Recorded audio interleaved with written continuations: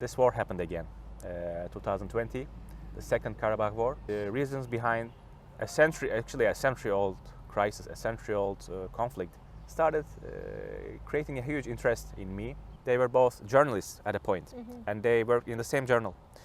They were active revolutionaries. They were exiled to the same place. And Shamian actively supported Nerimanov's candidacy in local affairs. I'd like you to also share with us your vision about the future for the region. That is the hardest question.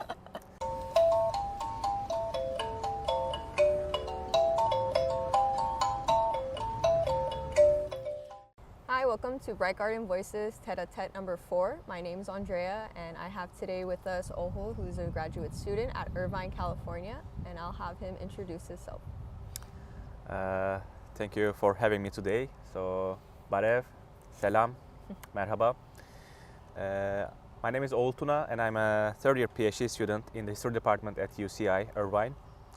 I was born in Adana, Turkey, and had a previous little career with international relations. I was an international relations student, but I ended up in history, which gives me a great passion, and I'm very happy to be with you today. Thank you for joining us. Awesome. So I'll start with our first question. So the focus of your studies was international relations. When you shifted your gears for a doctoral study, which focuses now on 20th century Armenian and Azerbaijani relations. So I wanted to ask what ignited your interest in that topic. So history always, it was like a passion for me since I was a child. But I ended up with international relations. However, I was still working on this region. Turkey, Iran, Russia, and of course, South Caucasus in there, the region between all these three borders. Then when I was doing my master's in France, this war happened again, 2020, the Second Karabakh War. And then not only the conflict itself, the bloodshed itself, but its historical roots.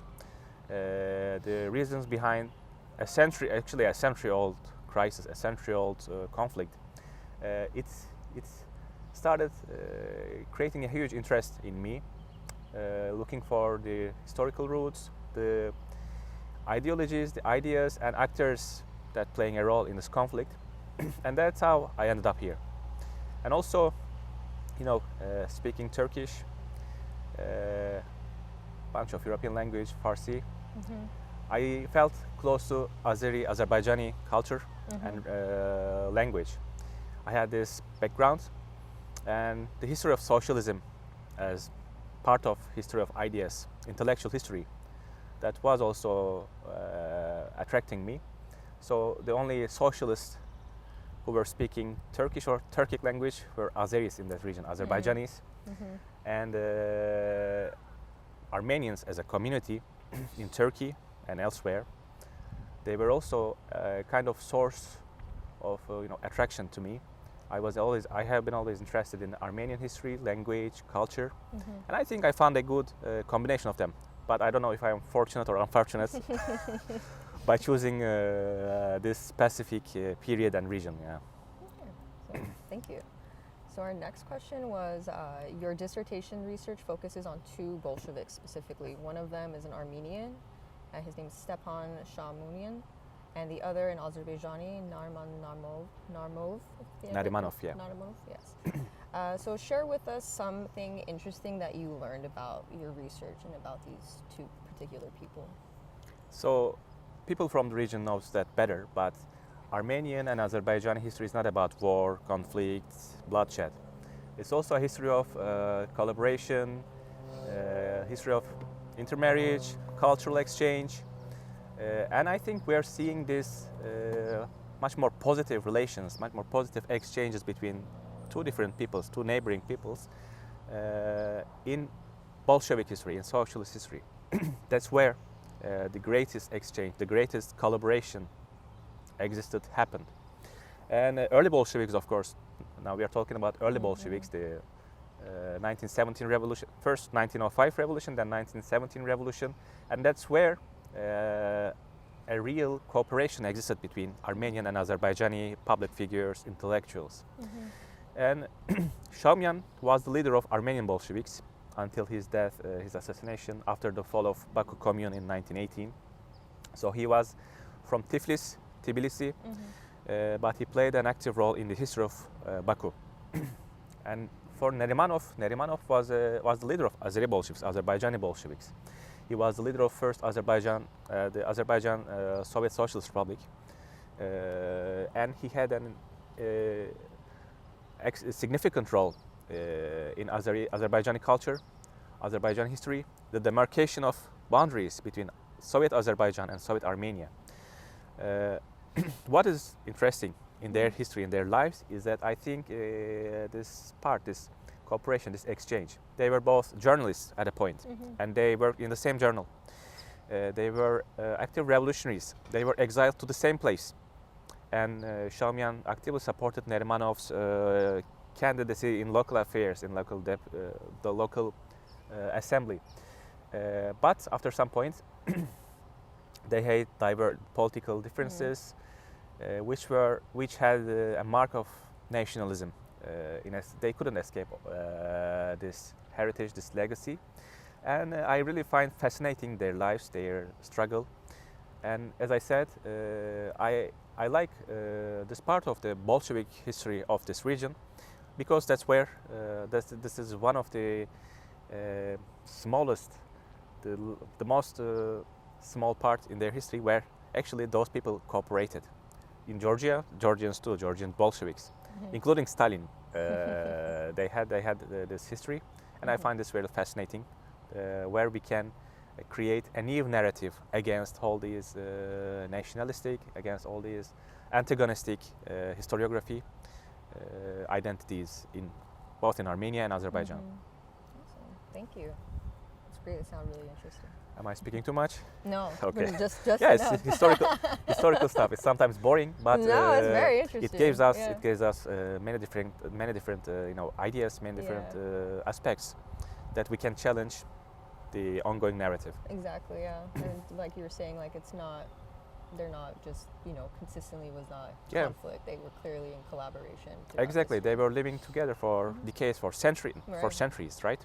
Yeah. They were exchanging these words, cuisine, all these food recipes, but somehow they ended up with all this violence and conflict. Yeah. And I hope I don't know, this small contribution from my part will be helpful to challenge the narrative. Look forward to reading it. Thank you very much. Thank you. So our next question was, what was the legacy of the early 20th century in shaping Armenian and Azerbaijani relations? And the centuries pretty much would have to follow that. So we talk about this a century-long conflict. Actually, when you look at the nationalist historiographies in both countries, you go back to 1905.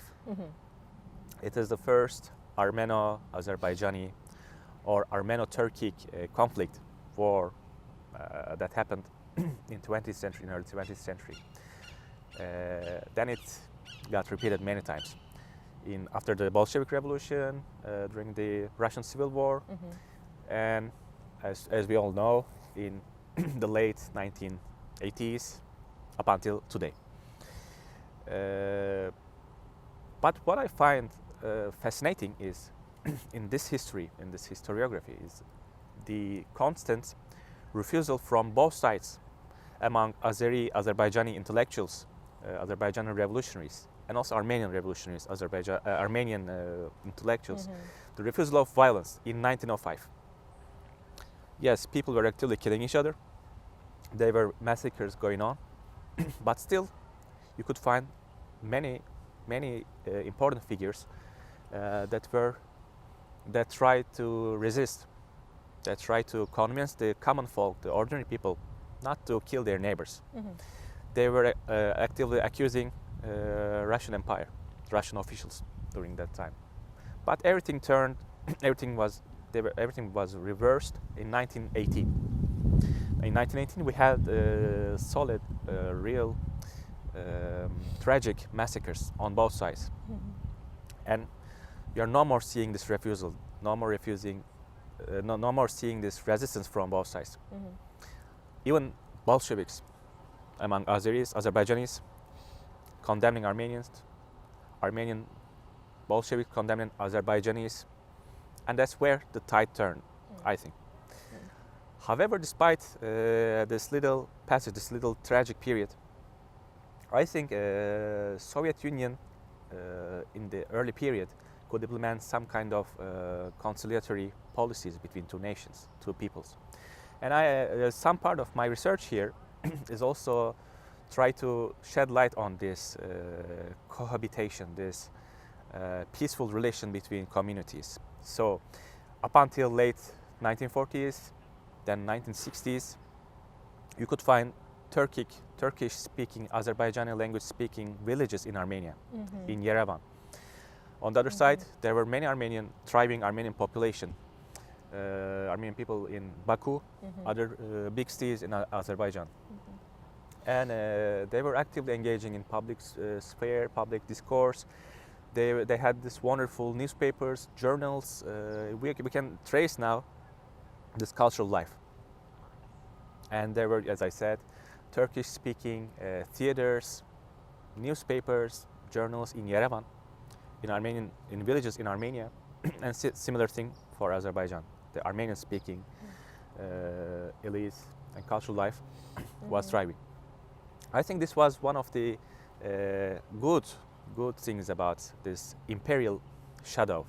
We can call it the imperial shadow in Russian Empire, then in Soviet Union in the early period, of course, up until the late 40s. Then everything becomes much more intense, but gradually becoming intense, then explode in the late 80s. However, this early period, I think, can offer us, as I said, another narrative where people not killing their neighbors, but people were actively engaging in cultural life, in political public life. And I think there are many examples, many models we can just carve out from that period, from all these journals, these newspapers, these works of art.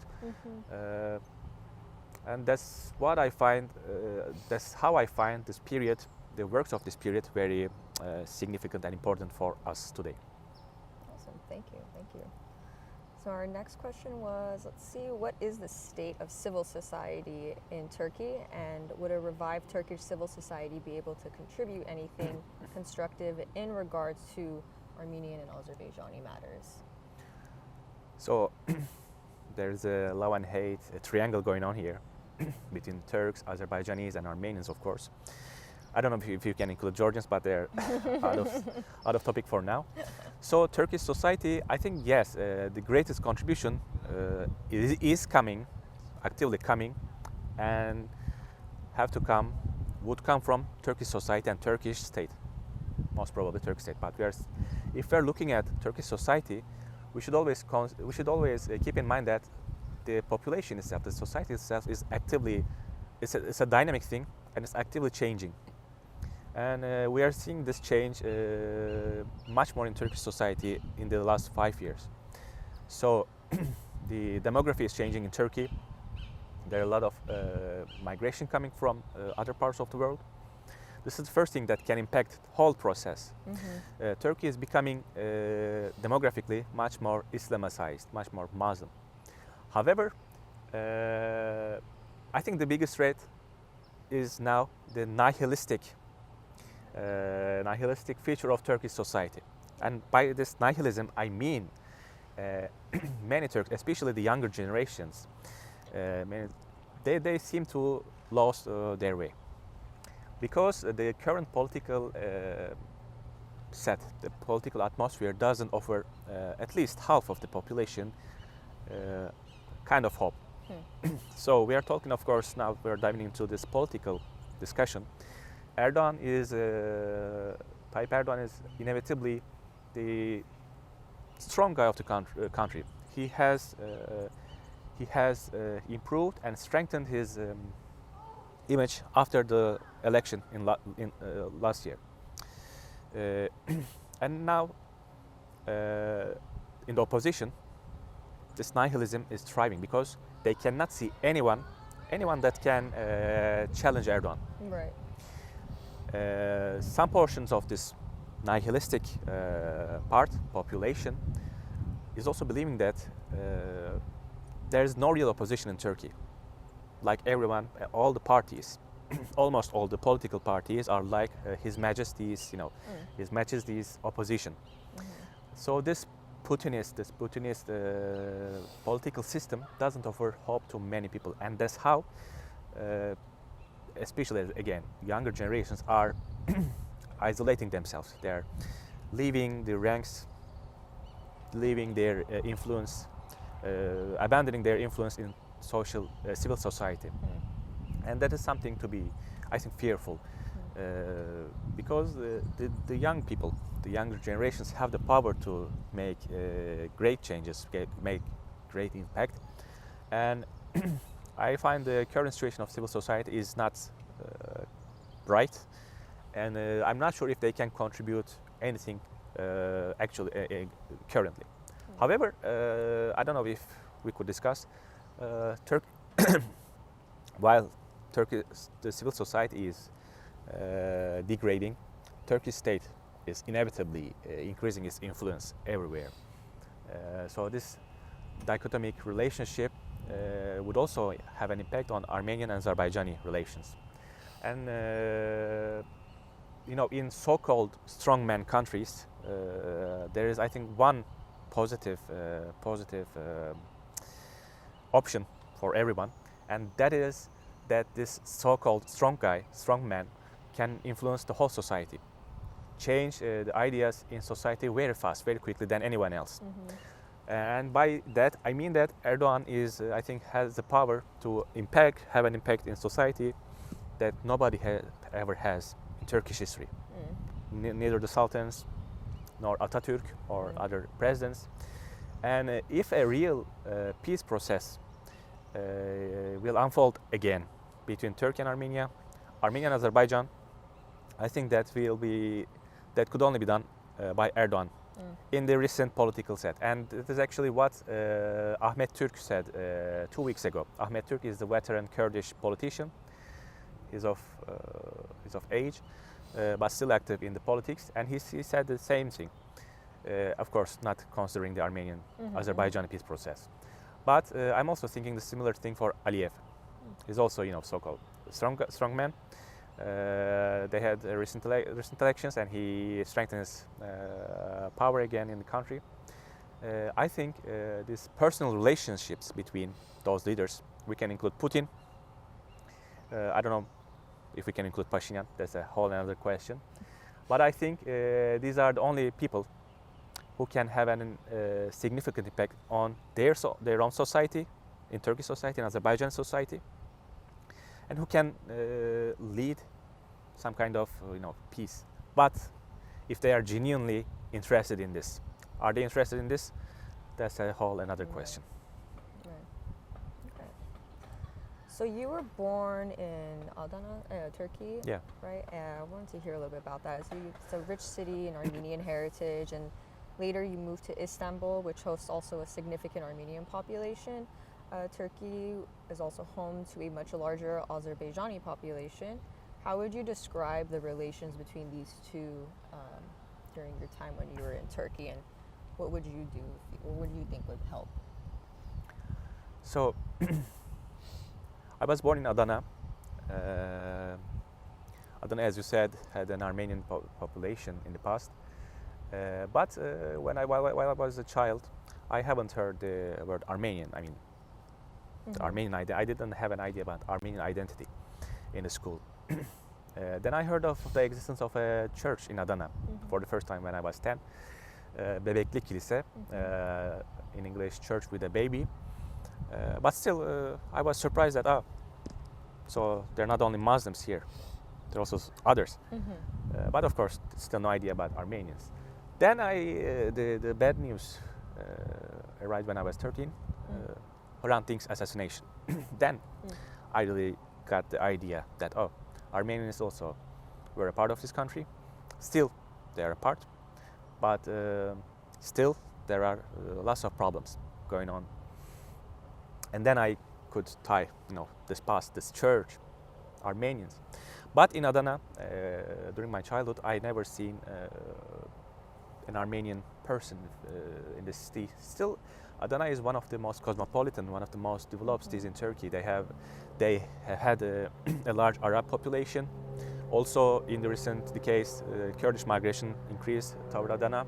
But the real, I think, this cohabitation, this much more cosmopolitan lifestyle is, it had its mark in Istanbul. So I moved to Istanbul for high school, and that's where I met my first Armenians. They had a huge impact in the social and cultural life of the neighborhood that we are living in the school. But still, Istanbul, where you can, this is where you can find all these traces of past and the presence. People are still, all these Christian, religious minorities, ethnic minorities are still thriving in a way in Istanbul. They try to, of course, navigate. They try to navigate against all these discourse, narrative, but still they are there. However, it's also an isolated case. So Istanbul is composed of many different neighborhoods. In some neighborhoods, you cannot even see, I don't know, you cannot find anyone who's not Muslim. In some neighborhoods, maybe you cannot find a Muslim. This is not the case in the recent decades, but still it was a fact of the past. And still we are having rising neighborhoods like only for Africans, an African neighborhood, an Afghan neighborhood, Pakistani neighborhood. This is the thing of present. However, this whole demographic, political change is impacting the lives of course, non-Muslim, non-Turkish minorities in Turkey. Many people, including Turkish Jews, they started migrating to countries in Europe or to Israel. Despite these facts, there is still a huge, I think, huge thing going on in Istanbul. This cohabitation is still something that the municipality, the state itself, the municipality, and civil society try to protect. And one thing I was hearing from my father's generation, my grandmother's generation, that they had Armenian neighbors, they had Greek neighbors, Levantine Italian neighbors, but this seems to be mostly a thing of past nowadays. But who knows? As I said, demography is changing, but maybe in the future people are going to speak that we had Afghan neighbors, Iranian neighbors, and one final thing I forgot. Sorry. Yes, and there are lots of Azerbaijanis living in Turkey too, and this is a part of again this one nation, two states policy. We don't have this language barrier, Turks and Azerbaijanis, and that's why I think people can adapt easily to living standards. Of course, there's a political thing we discussed, also that maybe facilitate the integration, but I never seen or experienced any tensions between Armenian communities and Azerbaijani communities, and I don't even think that they are in contact. Mostly, I think the younger generations, of course, more liberal left or left-wing generations between these communities can be in contact. But the only sad and the only sad thing happened between comprising these communities were after the Azerbaijani victory in the recent war in 2020. I remember, but I don't think that these were Azerbaijani people living in Istanbul. I don't know. Mostly Turkish nationalists had Azerbaijani flags, and they had this parade with their cars passing over Armenian neighborhoods. And I think it was not a thing.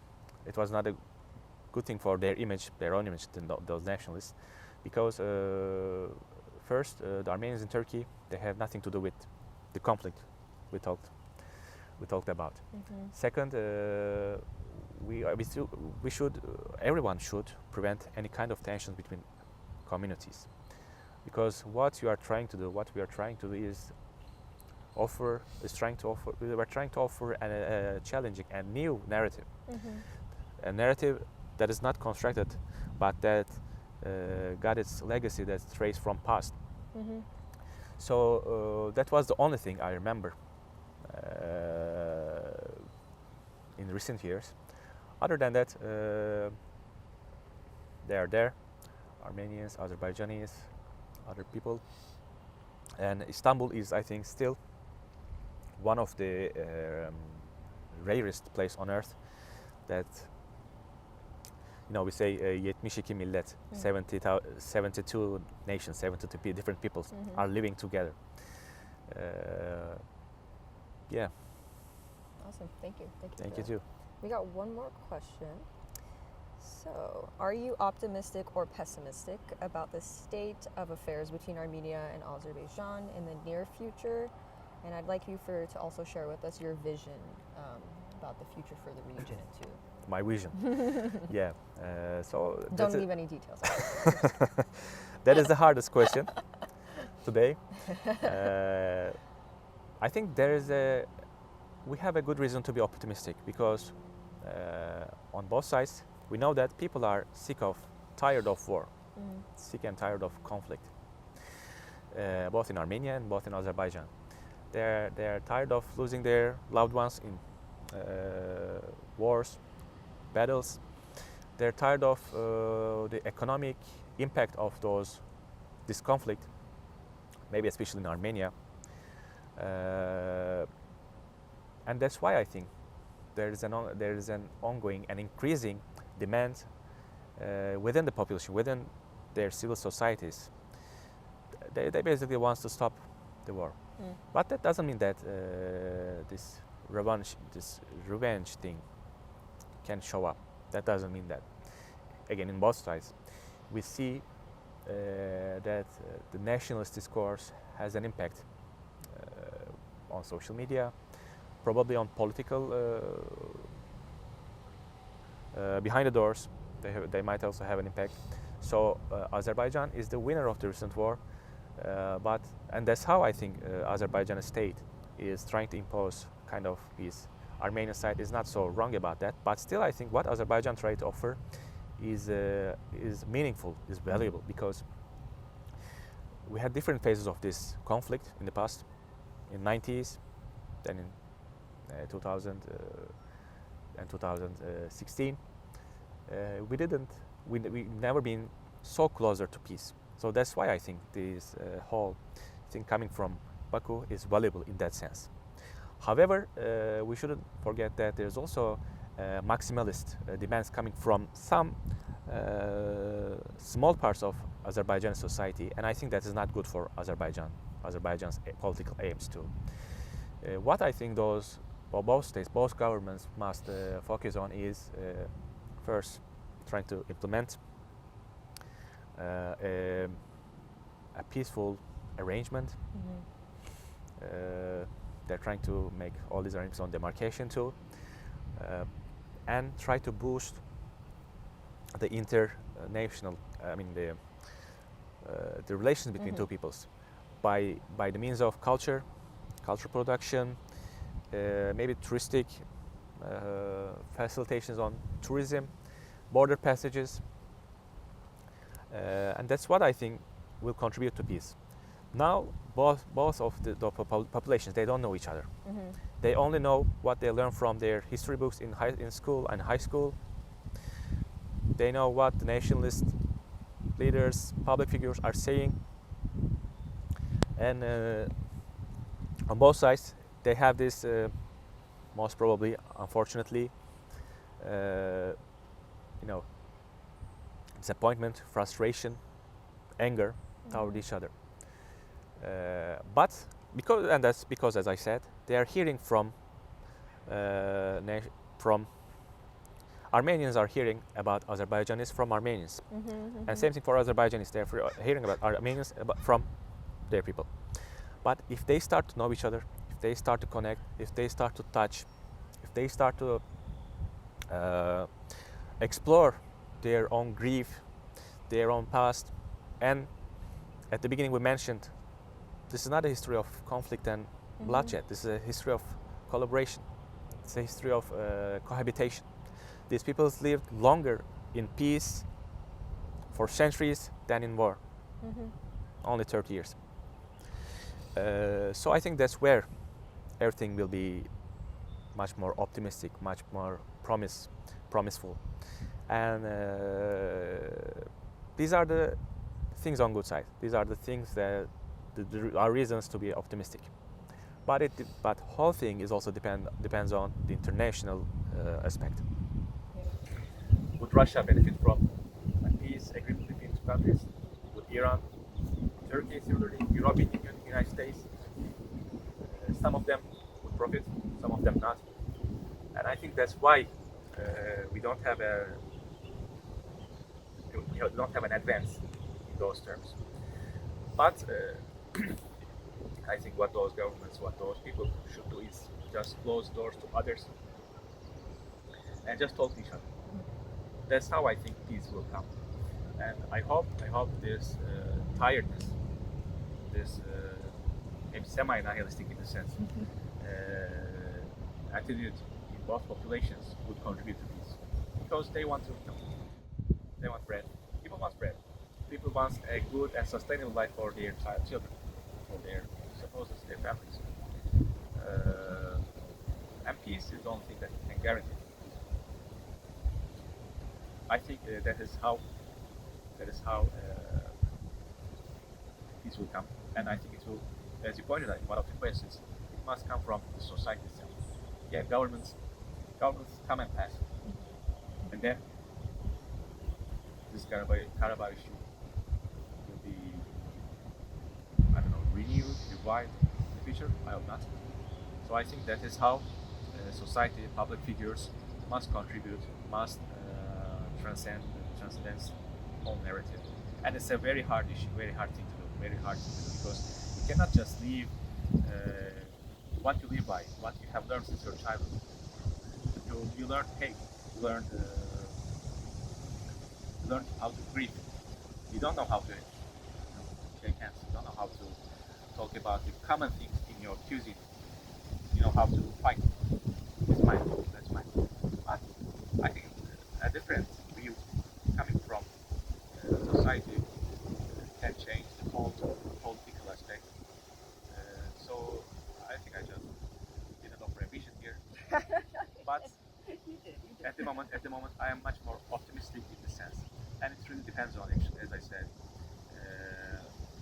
if the governments will include other states, other powers, or not first. Because let's accept the end of this conflict. It is also facilitated by international developments. China wanted a passage to Europe, a shortest passage. Not only China, Iran and Russia wants this. United States, Europe, some parties, some parts of the political power in these regions also wants it. But I think the real resistance is coming from the people who benefit from this whole hate that reigns over the political sphere, social sphere, and then who doesn't see the benefit of of the passage between Asia and Europe, North and South, and that's why this conflict is just there. Nobody wants to touch it. But if they find a solution to this, I'm sure that Armenian society, Azerbaijan society, and everyone will benefit from it. Thank you so much. Thank you for being so detailed and on your questions. Love it. Yeah, I talked a lot, but thank you for your patience and thank you for having me. It was wonderful to be with you, to talk about those issues. Let's be optimistic. Let's be hopeful. Exactly. Thank you. Great talking to you, and thank you for joining us, everyone. And again, this was Tête-à-Tête number 4 with Bright Garden Voices. My name was Andrea, and this was our